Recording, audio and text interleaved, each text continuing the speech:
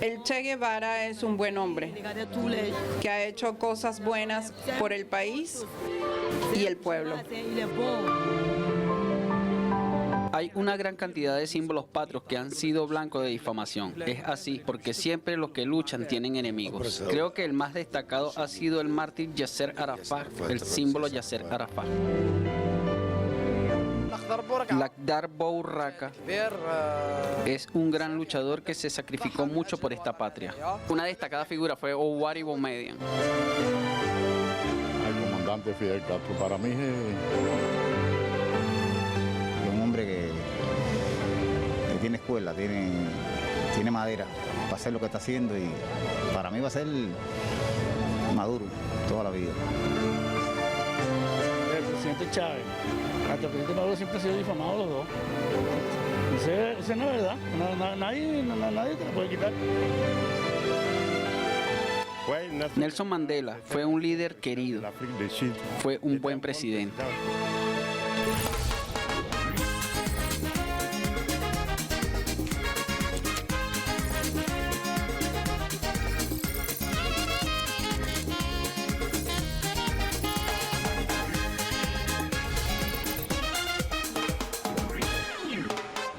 Bienvenidos una vez más a este programa Verdades en el Mundo del Sur, cortesía de Almayadín y de Telesur. ¿Cómo estás, Maya? Bienvenida. Hola, Aarón. Gracias. En esta ocasión estamos en un sitio emblemático porque se trata de la Casona Cultural Aquiles Nazoa, también un espacio que sirvió de residencia al presidente Hugo Chávez acá en la República Bolivariana de Venezuela. Aaron, no es fácil liderar a países que flotan sobre tesoros de oro de muchos colores, cuyo más importante hoy en día es aquel de color negro. No es fácil que millones coreen y alaben tu nombre durante décadas. No es fácil ser quien debe tomar las decisiones mientras los ojos del mundo miran con avidez y ambición insaciable a lo que está por encima y por debajo de tu tierra. No es fácil decidir que el neoliberalismo es salvaje y que no te conviene. Tampoco resulta fácil decir no. Mi territorio se respeta y no es el patio trasero de ninguna potencia occidental. Igualmente, no es fácil apoyar a la causa palestina y el derecho soberano que tiene este país sobre su territorio. En definitiva, cuando un líder o un gobierno asume este tipo de posturas, es calificado rápidamente por los medios de comunicación como un opresor, como un dictador o como un país que tiene un sistema económico en decadencia. En definitiva, no es fácil ser líder en países de América Latina. Nuevamente bienvenidos a un nuevo episodio de Verdades. Alamel Yanub.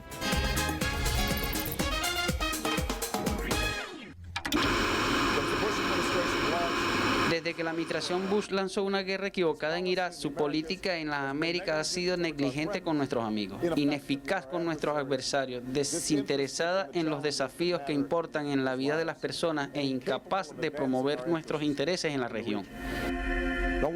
No es de extrañar, entonces, que demagogos como Hugo Chávez hayan ocupado este vacío. Su mezcla predecible pero peligrosa de retórica antiestadounidense, gobierno autoritario y diplomacia de chequera mimando al régimen represivo de Cuba ofrece la misma falsa promesa que las ideologías probadas y fallidas del pasado.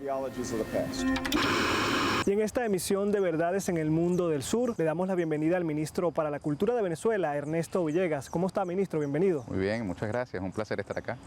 Gracias. Bienvenido, excelentísimo señor ministro. Lo que dijo Obama no es más que parte de una feroz campaña mediática contra el líder Hugo Chávez. Y si me lo permite, ministro, si queremos hablar un poco más con números y en base al análisis de cerca de 1000 artículos escritos sobre el líder bolivariano en New York Times, Wall Street Journal y Washington Post, durante los primeros 10 años de su mandato, vemos que el hombre fue catalogado en varios marcos, como dictador, discípulo de Castro, padrino del declive económico y otros. Juntos intentaremos descifrar estas descripciones que en realidad alcanzaron a muchos líderes de América Latina y en los países del mundo del sur. El comienzo será con la dictadura. ¿Por qué recurrir a esta particular clasificación al atacar a líderes de los países del mundo del sur?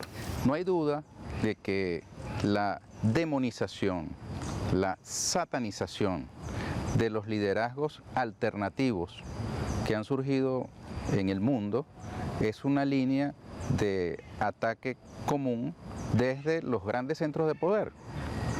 de los centros imperiales que tienen altavoces en una industria, en un entramado de corporaciones comunicacionales que no se rigen, como hipócritamente dicen, por la búsqueda de la verdad, sino que obedecen a intereses concretos de los poderes imperiales del mundo.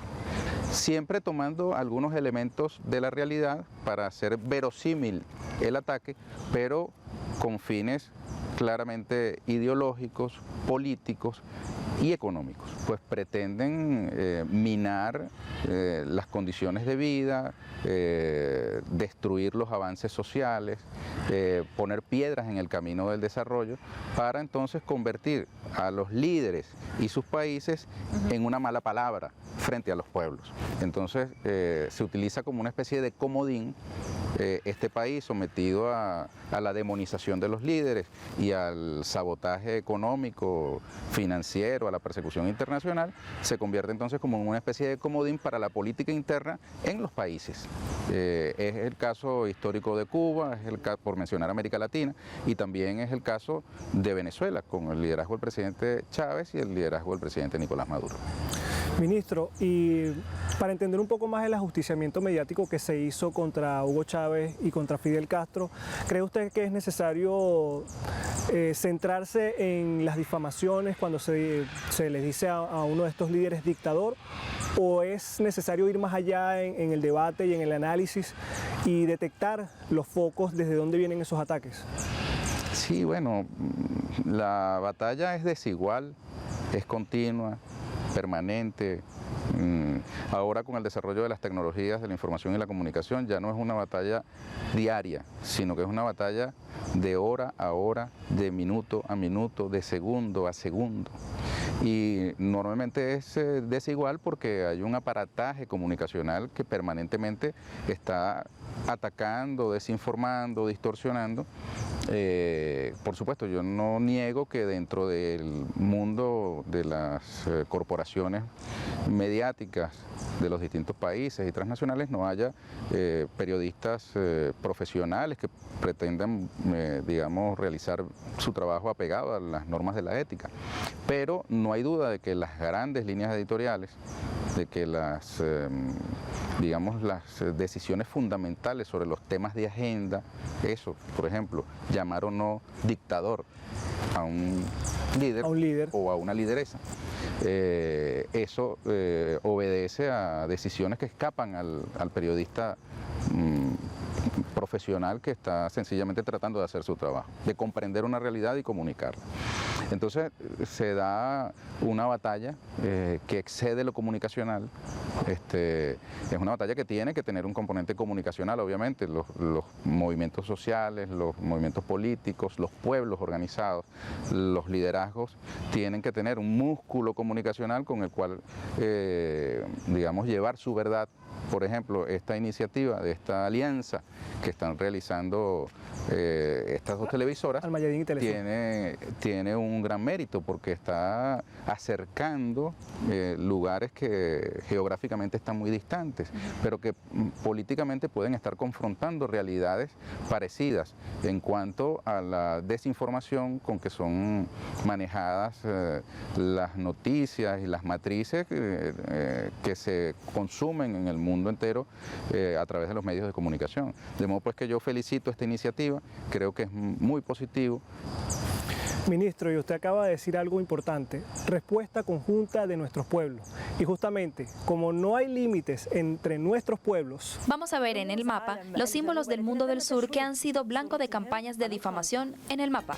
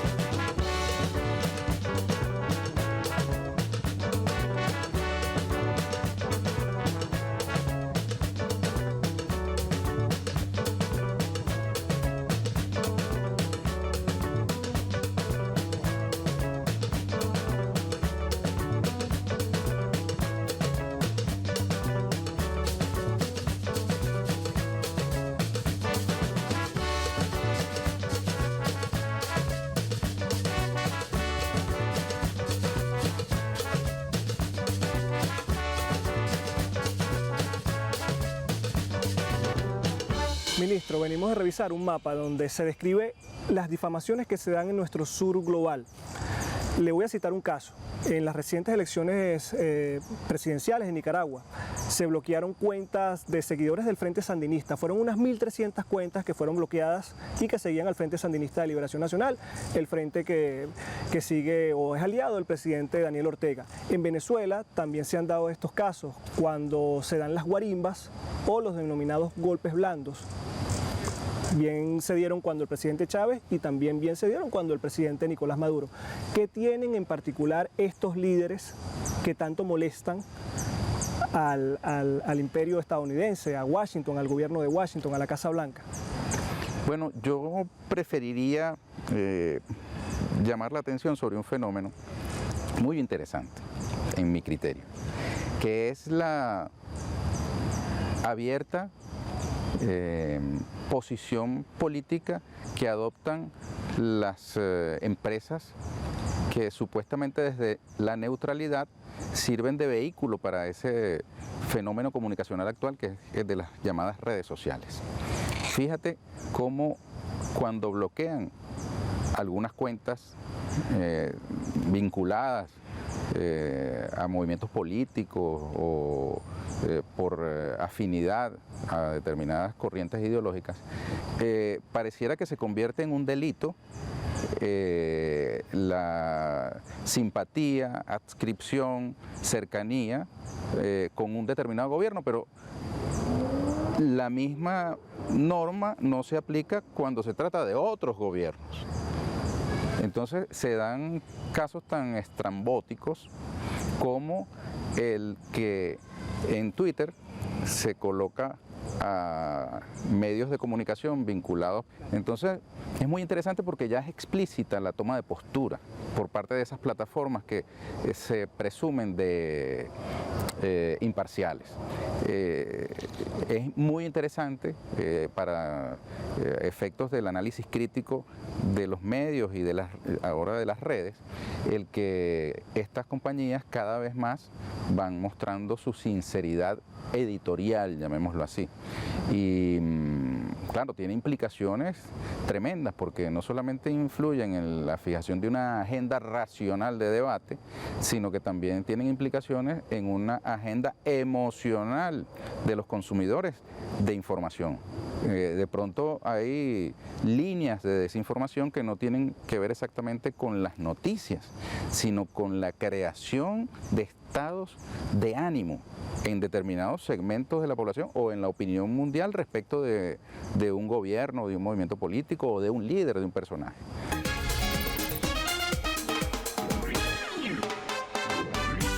Excelentísimo ministro, el 28 de noviembre de 2006 se escribió en la editorial Wall Street Journal que Chávez es aliado de Irán, partidario de Corea del Norte, amigo cercano de Fidel Castro y buen cliente de las fábricas de armas de Vladimir Putin. Le transmito literalmente lo que vino de la editorial Wall Street Journal. ¿Hasta qué punto los símbolos y líderes del sur están sujetos a la difamación debido a sus relaciones con ciertos países? No me refiero solamente a América Latina, sino también a nuestro mundo árabe. Bueno, lo que planteas en tu pregunta, yo siento que está respondido con ambas opciones. Hay una línea de ataque, digamos, permanente de parte de gobiernos poderosos en el mundo que tienen sus altavoces mediáticos y que tienen una comunión de intereses con poderes transnacionales y sostienen, así como en una guerra convencional se dan bombardeos sistemáticos de determinados espacios que tienen un valor estratégico en la guerra, también en la guerra comunicacional hay líderes que tienen un valor estratégico para los poderes del mundo y tienen digamos, un permanente ataque sobre sus hombros.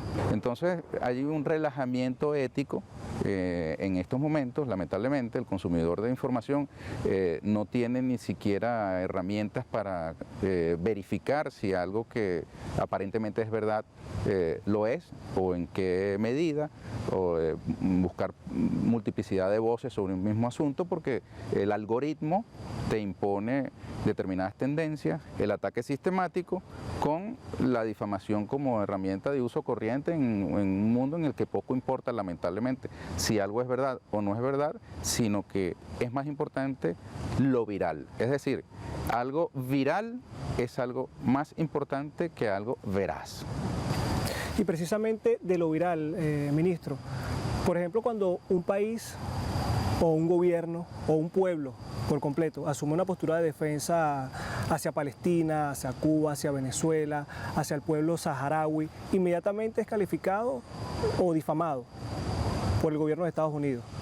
Entonces, se termina como no se reconoce, el gobierno de Estados Unidos al ver esa situación no reconoce a ese país. Precisamente, entonces, ¿qué se necesita para ser reconocido por parte del gobierno de Estados Unidos? Si no quieren escuchar una postura de defensa hacia Palestina, ¿qué se necesita para ser reconocido por el gobierno de Estados Unidos? Mantener una buena relación o tener una buena relación con el gobierno de Estados Unidos. Bueno, en el mundo a los débiles y timoratos no lo respetan los grandes poderes, de modo pues que conducirse con autenticidad y obedecer a los principios y no solo a los intereses es un buen camino para ello, ¿no? Su Excelencia, en paralelo con la difamación y satanización de los símbolos, como usted mencionó hace poco, hay una conducta que busca hacer flotar la oposición, darle vida. Y todos recordamos, por ejemplo, cuando Guaidó fue al Congreso de Estados Unidos y fue reconocido como presidente de Venezuela. ¿Recuerda lo que dijo Trump en ese momento? Dijo entonces que le rompería la cabeza a Maduro o algo por el estilo. Esta manera de darle vida a la oposición. ¿Hasta qué punto aumenta la brecha entre los hijos del mismo pueblo, el pueblo de un mismo Estado en un principio? ¿Qué efecto tiene en la opinión pública? Lo ocurrido en el caso venezolano es digno de estudio, porque Estados Unidos ensayó la creación de un gobierno paralelo sobre la base de una política de poder dual. Para un país bloqueado como el nuestro, en el que incluso su propia embajada fue, digamos, desalojada por estos factores del gobierno ficticio, es muy difícil incidir en la opinión pública interna en los Estados Unidos. De modo pues que la lucha fundamental fue dentro de la propia Venezuela. Y ha sido dentro de la propia Venezuela donde el liderazgo del presidente Nicolás Maduro Moros ha logrado derrotar el plan alocado que diseñaron en los Estados Unidos. Y ahora, más bien, es un problema para la élite estadounidense el cómo hacer para devolverse de aquel plan estrambóticamente absurdo. Ellos mismos han creado una trampa en la que se han metido y es muy difícil, no es nada sencillo salirse de ella. Fíjate que los propios acompañantes del señor Guaidó, quien hacía las veces de canciller, entre comillas, ha pedido la disolución del llamado gobierno interino, renunciando a su propia responsabilidad. Figuras del propio partido del señor Guaidó han participado en las elecciones de alcaldes y gobernadores que organizó el Consejo Nacional Electoral, designados sus miembros por la verdadera Asamblea Nacional, distinta a la que dice presidir Guaidó. Entonces, a Guaidó hace poco, en un encuentro con periodistas, a Guaidó solamente lo ha sostenido el poder de los Estados Unidos. A ese invento solamente lo sostiene el apoyo externo. No hay apoyo interno a una aventura de ese tipo. Entonces, creo que es un caso muy interesante de estudiar por otros pueblos, porque de haber salido bien, estoy seguro de que veríamos su repetición en otras latitudes, porque es un grave precedente para el derecho internacional. Señor ministro, Aarón, estimados televidentes, ¿sabían que Estados Unidos, que hoy en día ataca arduamente a Venezuela, solía alabar su democracia? Y si no lo sabía, ya lo conocerá.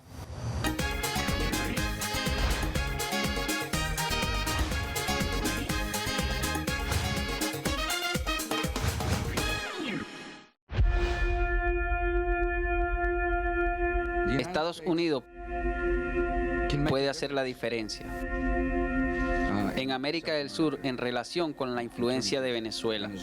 No es nada nuevo. Pues la historia demuestra que los Estados Unidos se empeña en querer cambiar el gobierno de Venezuela desde la elección de Hugo Chávez. CNN puede ahora confirmar que el presidente Trump conversó el pasado verano con varios de sus principales asesores en materia de política exterior sobre la posibilidad de invadir a Venezuela. Pero espera, Estados Unidos no siempre ha sido tan hostil con Venezuela. Incluso su relación ha alcanzado un alto nivel de rosa concordia, a tal punto que los medios estadounidenses elogiaban la democracia de Venezuela. Como un aliado completamente preparado y como un suministrador permanente de petróleo.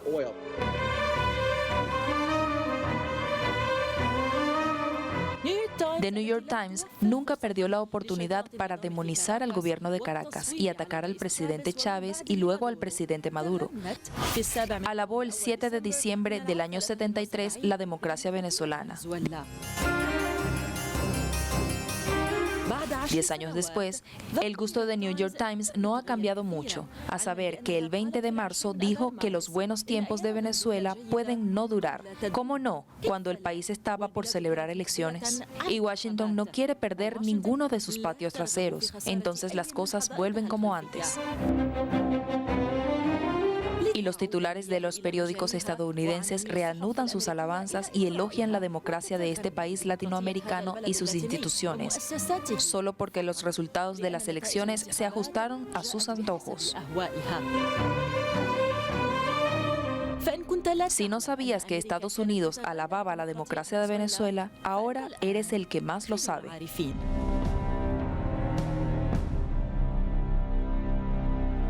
Ministro, ¿cómo pueden los pueblos del mundo ponerse de acuerdo conjuntamente para acabar con las campañas de difamación contra sus líderes y contra ellos mismos, contra los pueblos del sur? Bueno, primero, en mi muy humilde criterio, desarrollando una capacidad para el análisis crítico de los medios y de las redes. Es decir, cuestionando siempre la veracidad de lo que es viral automáticamente y de aquellos digamos,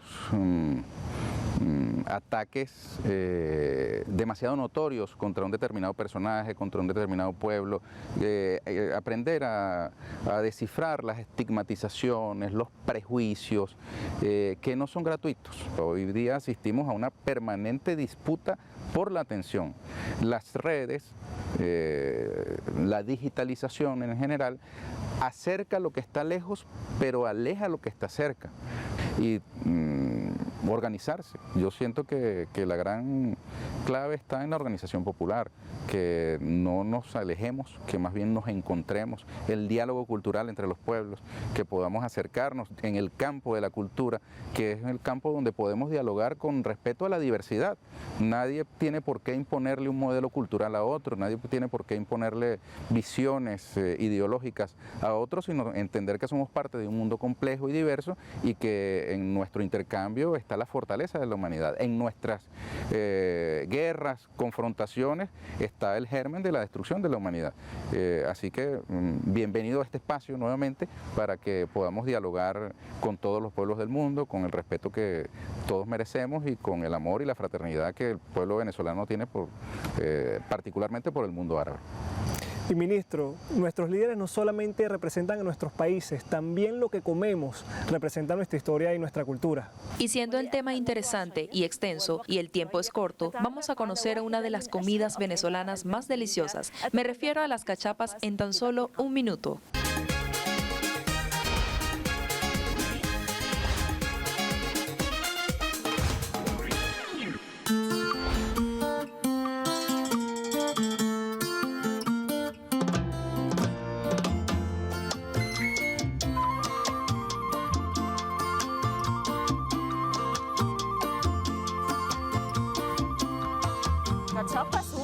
the best, the best, the best.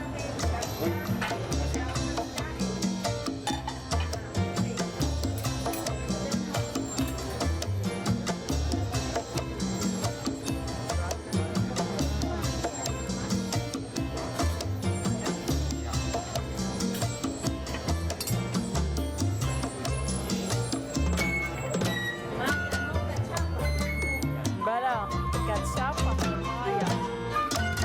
Gracias. Oh.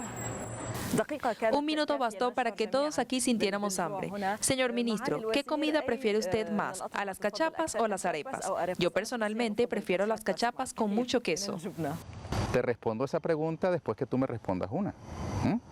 ¿Qué te gusta más a ti? ¿El kipe, el falafel, el shawarma? Oh, la quiveja y el falafel. Ya veo que nuestro invitado es de muy buen gusto. Es una pregunta difícil, ministro. Me encanta la quiveja, me encanta el falafel, me encanta la tubulé, me encanta el fatouche. Bueno, a mí también, como a ti, me gusta todo. La arepa, la cachapa, el falafel, la ensalada fatouche, el kipe frito, shawarma. Aquí tenemos una comunidad árabe en Venezuela que es muy marcada, por cierto, por la cocina libanesa. Yo entiendo que los mejores cocineros del mundo árabe son libaneses. Así que nos gusta mucho a los venezolanos y a los latinoamericanos en general la gastronomía libanesa. Gracias, señor ministro, por esta entrevista. La comida también nos une, ministro, ¿no es así? Así es, por supuesto. Bienvenido al diálogo cultural, sobre todo con los pies debajo de la mesa. Gracias. Nuestro encuentro se renueva en un nuevo episodio del programa Verdades. Alamel Yanud. Muchísimas gracias, ministro. A ustedes.